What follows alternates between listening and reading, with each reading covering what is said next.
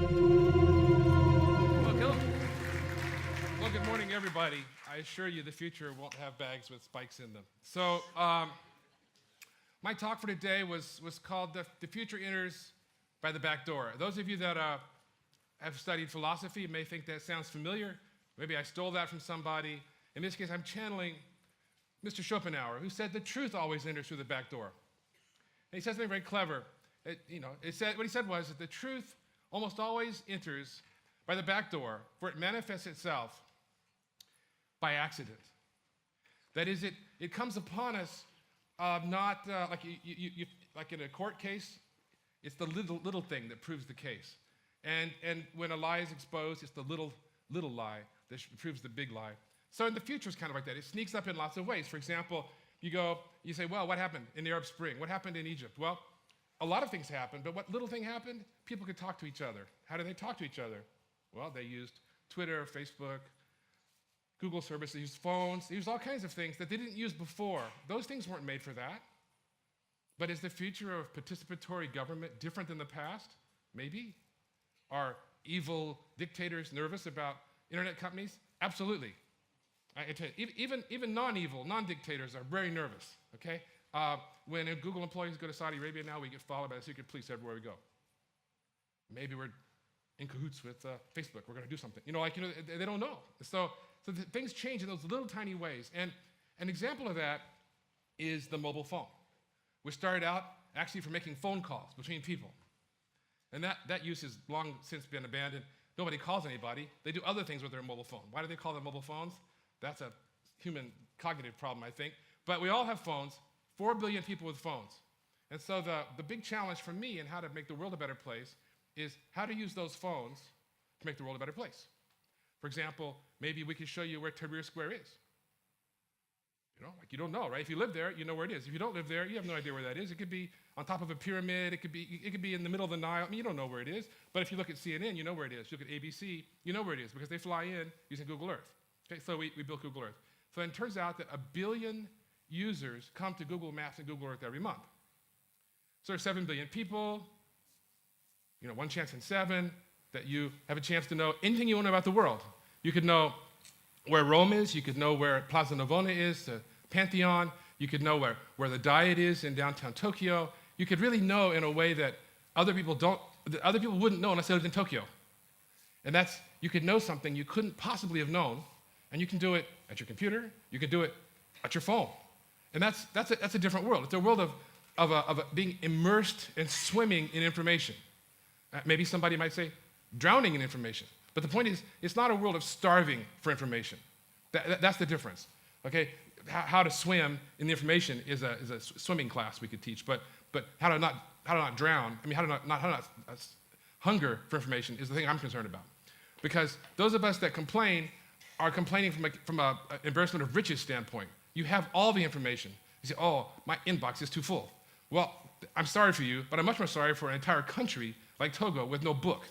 I care about your little problem of too much inbox, but not very much, okay? The real problem is people don't have information. So for example, if you look at the screen there, what do you see? Well, you wouldn't know exactly what you see because it's a weird thing, right? But it's a scuba diver apparently pushing or towing or driving a thing, right? Is that fair? Is that a fair way to look at that? Okay, high technology here. What that thing is a Google Street View camera. Ooh. So what happens if you take a Street View camera and you put it in a housing and swim around with it? Well, this is what happens. Take a look at the screen, everybody. What you get is you get to look at the turtles that are at the Great Barrier Reef. You get to go scuba diving on your phone or at your computer workstation. You can zoom in and look at the turtle. See, it says google.com there, that's in case Apple copies that. So if you can look at the fish. You can say, well, I can move down the street. I can go up. What do you get if you go up? Well, you get to the shore. That's what you get.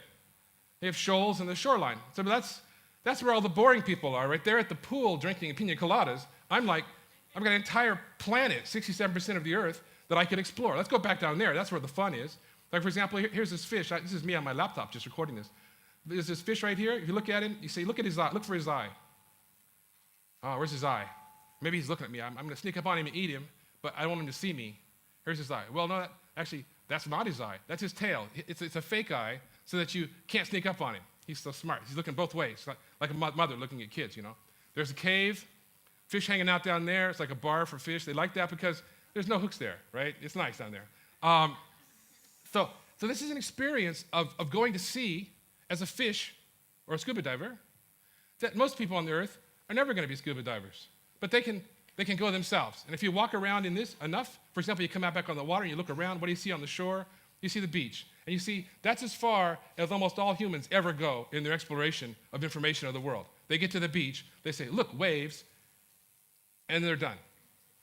They'll never see the whole rich panoply that's down there. And that's maybe we could put it on that and show it to 1 billion people every day. They could care about ocean acidification and the destruction of coral reefs. So it's not that we're going to preach about that. We just show you the ocean. Some of it's alive and wonderful. Some of it's dead and it's sad. And you make up your own judgment about how you want to live. Right? So that's the power of information. Now, the implication of that is that if we inform people, they'll somehow be different.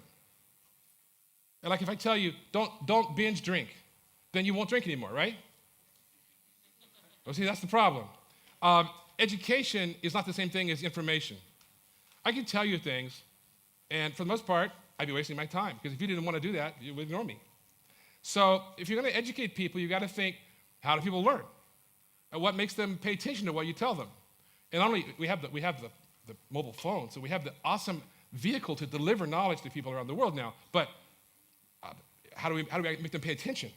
You look up the speed limit, and you know what it is. It means you might go faster anyway, right? So the first thing to think about is this connection of knowledge and action.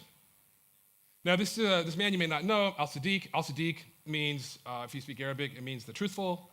This is Prophet Muhammad's father-in-law. So think about that. If you want to be good, you want your daughter and your son-in-law to like you, Muhammad's father-in-law. So I'm from America, obviously. Our founding fathers, particularly Thomas Jefferson, somebody very inspiring, he had this idea that two things make democracy work. And it wasn't democracy. It was an educated and informed populace. Letting people vote when they don't know which bag the spike is in means nothing, right? Thank you for that perfect demonstration. You're not voting. You're like playing a game, but you're not voting because you don't know what it means to vote. And so if you don't know what a bag is or a spike, you don't know it would hurt, then your vote is pointless. If you don't know which bag it's in, your vote is pointless. So the idea is, if you have a democracy, you have to know when your politicians are lying to you, or when they're wise and kind but mistaken, or when they're right. Maybe you don't like it, but it's the right thing to do. So all these things are important. These are the kinds of thoughts that follow an educated reasoning. And so how can we share that with humans and make democracies better and life better? So that's my concern. So my all-time favorite, most respected, honored person in the whole world on how to teach, who would that be? Unfortunately, he's dead. I don't get to know him personally. His name is Alfred North Whitehead. He was a writer of math books and did okay in the top 25 worldwide in the English language with Principia Mathematica. But more importantly, for this purpose, he was a good educator. Okay? Despite Oxford and Cambridge, despite Harvard, he still was a good educator. Okay? And he had this idea that the way people learn is very simple, and that if you teach them the way they learn, they'll learn a lot. If you teach them some other way, you'll have a job, and they'll watch you, but they'll draw drawings on their notebook, and they'll, pull the hair of the girl. They'll be busy doing other things. So his way is the most important thing I could teach you today. And I think it's important for changing the world, because we can use these methods and mobile phones to touch 6 billion people that right now are beyond the reach of education. Here's what it is. Ready? So you have to understand this, okay? Or you didn't deserve to come to this. Here's what it is. Organization of Thought is his book. You can read that. It's a short lecture. But here's the key. People learn in his idea in 3 steps. First, it's called romance. Wouldn't you want to start with romance? Well, that's a great place to start, right? We're all adults. What a wonderful thing. So what he meant by romance, being he's a mathematician, wasn't what you meant when you were in high school. What he means is a joyful attraction. So I put the blocks there in the middle. Those are the Froebel gifts if you were in a Montessori school. When kids have blocks, what do they do with them? They play with them. And what do? They put the block there, and they laugh. Ha, ha, ha, there it is, And then they put the other one there. They put the round one on top of the square one, and it rolls off, and they laugh. Everything's fun, and it has no meaning, right? It has no meaning. They just play with them. That's the romance part. And tomorrow, they want to play with them some more. After some period of time, and sometimes, it's a protracted period of time, they say, oh, you know what? If you put the square one on the square one, it stands there. If you put the square one on the ball, they both fall over. There's something about being a ball that's not good to be in the basement, and being flat is good to be in the basement. That's sort of this, it's not an engineering understanding, but it's a good understanding. And so what this is that this is the sort of precision part. You start focusing your comprehension on what the thing means while you're playing with it. And then after a while, you get a lot of notions like the sloped one. You can put things on top if it's not too tall and it's not too sloped. But if it's too much, it'll slide off. And you kind of learn that. And then later on, you figure out, the smooth one, things slide off better than the rough one. And then you're getting into this point where you say, I bet if the car had grippy tires and the road was kind of rough, we could go around it. But if it was smooth tires and it was icy, we'd slide right off. And that's the generalization part. You can actually extrapolate from your knowledge, okay? And then once you figure that out, you say, well, I wonder what else you can do with the car. I wonder what else happens with the tire. Would the grooves make a difference? So that's where you come back around again to the romance. And so that's what Whitehead thought. And I'll do a test right here, see if this makes sense in Australia. How many of you remember the name of your third grade teacher? Okay, I would say, what is that? Is that 20%, 10%? Okay, that's good. How many of you remember anything in particular you learned in the third grade? Okay, that's like a third of that, maybe 5% or less, okay? That's great. Okay, so there's something different at Sesame Street than there was in school, at the elementary school for children. There's something different. How many of you remember songs like Count It Higher? Okay, these aren't, it's not that they're on TV. A lot of things on TV you don't remember. Not that they're puppets, nobody cares, that's not important. The style of learning at Sesame Street is exactly the style I'm talking about. You play with the letters, they dance and they talk, then they make pairs of letters, and then one of these things is not like the other, and then eventually it's anti-disestablishmentarianismist or something, right? But it starts off, since the Church of England's been in the news lately, so re-disestablishmentarianism is in the news. But the thing is, there's a style of teaching that starts off with a puppet, ends up with a genius. Okay, there's another style of teaching that starts with a genius, ends up with a puppet, right? And that's the kind you've been exposed to mostly. Don't do that to people. Okay, now, Albert Einstein said, hey, teaching should be like you're getting a valuable gift. That's how it should be. If you're at school, if you have a teaching methodology and you don't think your students saying, oh, please, tell me more, then it's wrong. Because they're subjects, but they're not volunteers. They wouldn't do it if they had a choice. If that's the case, something's wrong. They're probably not getting 100% efficacy of knowledge transfer and skill, right? It's just obvious. Now, let's look at this. I'm not going to read these to you. I will show them to you. If you can read, you'll be able to learn from this. But Whitehead said basically that information and the university, the role of the university, the question that preceded this was, what's the role of university? Because there's books. You can go to the library and read the books, so why do you need the university? He said, no, the book is the fact. The university is a knowledgeable person and a new person, like falling in love with the fact. It's engaging you. Like it's the architect of your dreams, right? It's the wonder of knowing and learning and acting. That's what a university can give you that a book can't give you. Usually, the book, static, your professor is in love with whatever it is, modern poetry, whatever it is. They say, oh, I like it too. There's the ability to communicate that infectious desire and appreciation for a subject. So how do we get that into a box shaped like a mobile phone? Okay? So I'm going to say just one thing, which is you create a situation where people, in what they normally do, you create more fun. And from their fun, they create more knowledge. And they don't realize you're teaching them because you've tricked them. And they just wake up later knowing something they didn't know before. They don't thank you for it. That's okay. But they know something. That's how you do it. And so I'll give you an example of that. Actually, I'll take a moment. I have a little moment here. I'll tell you, Thomas Edison, a smart guy, he said, the fundamental goal of a society is to teach people how to think. And being smart and being knowledgeable is not knowing how to think. Those is orthogonal to that. How to think is the most important thing you can know. The thinking isn't knowing. Thinking is intuiting. It's extending. Thinking is assembling. I did this radio program the other day. It's called 1 + 1. I said, well, in Google, we call that 2. I don't think they like that. But the thing is, thinking is assembling. It's not just leaving the parts on the table saying, look, I've made a bunch of parts on the table. No, I made an omelet from the parts, but now it's an omelet. That's thinking. Mutatis mutandis. So I'm going to test you. What is that? Who knows what that is? What is it? The Rosetta Stone. Does everybody agree with that? It looks like the Rosetta Stone, right? Okay. Have you heard of it? How many people have heard of that? Studied it in school, you heard all about it, all that kind of stuff? Okay. What does it say? Oh, they didn't tell you needed to know that, so you didn't ask that. That's the kind of thing that these educators, smart, genius people said, oh, what in the hell is wrong with schools? Because they would say, this is the most important thing. This is the 10 Commandments. What do they say? Oh, I don't know. They're just real important. Well, what's that? Why would you not care what it means? Only that it is. So, and natural inquisitiveness is a big part of education. They're just translated, but I won't read it to you. You can't read it either. But it's knowable. Why wouldn't you want to know? So now, let's think about Monash University. Awesome.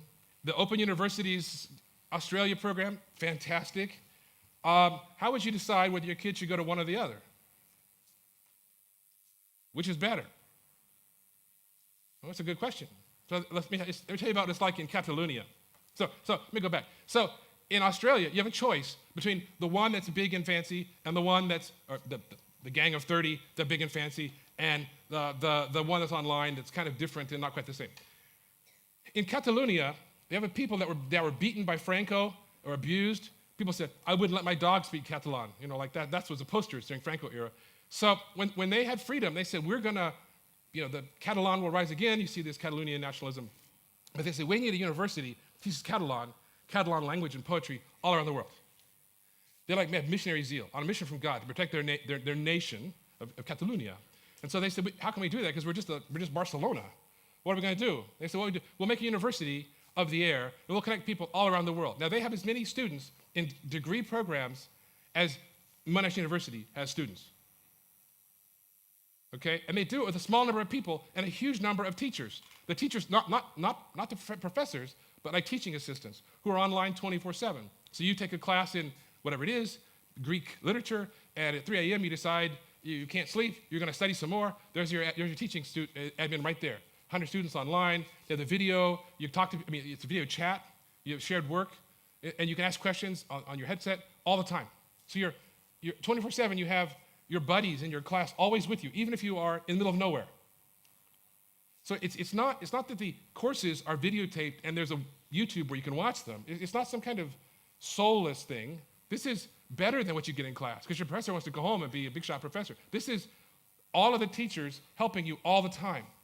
That's a huge change, and it's incredibly effective. I had a chance to speak at their graduation ceremony, and they'd never met each other before. They all flew to Barcelona to graduate, get their degree, and they never met a professor, a teacher, a fellow student. They're all in love with each other. It was fantastic. It was just really fantastic. And I thought, that's the future. And in particular, let's look at this. That's a map. Do you recognize it? Not a Google map, but it's a map. It's a suggestion that this area could be the hub of knowledge for all of Oceania. Because the teaching technique of online remote education with people involved, really not just videos, but actually talking, can reach people's mobile phones all throughout the Pacific area. Since intelligence is uniformly distributed, you would suddenly have in your students more than the intelligent people in Europe. Why wouldn't you want that? Why wouldn't you bring them all here? Make them pay taxes, or whatever your thinking is. Now, the next thing I would say real quickly is I have 1 minute left. This is the graduate course. It's very fast. Remember that? Romance, precision, and generalization. That boat is a whaling ship. It's called the Niantic. Through long and strange methods, it ended up in San Francisco, landlocked, and turned into a hotel. It's hard to believe, but it's actually true. And then later on, the land got filled in, and it's beneath the parking lot of the Transamerica Pyramid. Okay? But there's a little sign over in the corner that says, down below here in the dirt is this hotel that used to be a whaling ship that came in. All the sailors abandoned it because of the gold rush. Well, we built a program called Field Trip that as you walk around, your phone vibrates, you pick it out, and it says, hey, guess what? There's a ship underneath you. Okay? Hey, guess what? Right around the corner is where they filmed the birds, and the scene with the birds in Alfred Hitchcock's The Birds. Guess what? Right around there, that's Chat Thai. It's the best Thai place in Sydney or whatever. So that is, it's not using a map to search. It's like chasing you down and telling you about things as you walk around. Not commercial things, fun things. So you can learn new things as you walk around without having to do anything. That's the kind of sneaky romance I would do to get you to know what's going on in your world. There's another version of that we just launched last week. I'll listen to this real quick. The world than you can truly see.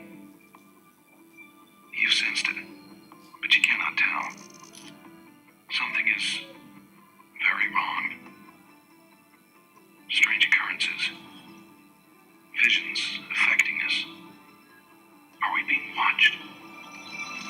I'm a truth seeker with many questions. The most important is, what is the Niantic Project? Okay, so what is that? Well, that is a game whose story is told at thenianticproject.com with day-by-day reveals, whose gameplay is available through Ingress.com. The point is, it's a game where you compete with hundreds of millions of people. You will be, right now it's just a few million. We only launched a week ago, okay? But you fight for control of the Earth between the people that are in favor of the Earth people, the resistance, and the people that are enlightened by this unusual power coming in through portals. Portals happen to be police stations, public places, every public sculpture in the world, okay, art objects.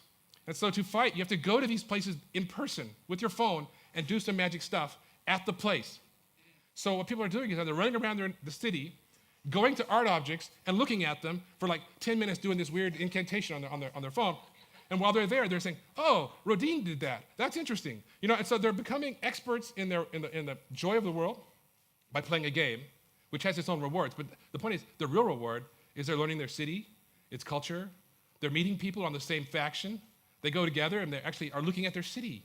That's the kind of sneaky, tricky, mean way that I would want to educate the world while they're just giving a little bit of romance to their everyday life, and in the end they become knowledgeable about where Tahrir Square is. Or maybe how to get a PhD in astrophysics, mobile phone, from Papua New Guinea. We can all do that, and I encourage you, everything you build that touches people, to make sure that you use every moment as a teachable moment. Make every interaction education. Make every possible thing a little, do you want to know more about that? Well, let's go teach you about that. That you have a way to turn then 50 million educated people a year into 1 billion educated people a year. You want to put 7 billion educated people. A lot of the world's problems of angry, isolated, confused, monoculture groups would evaporate. Thank you.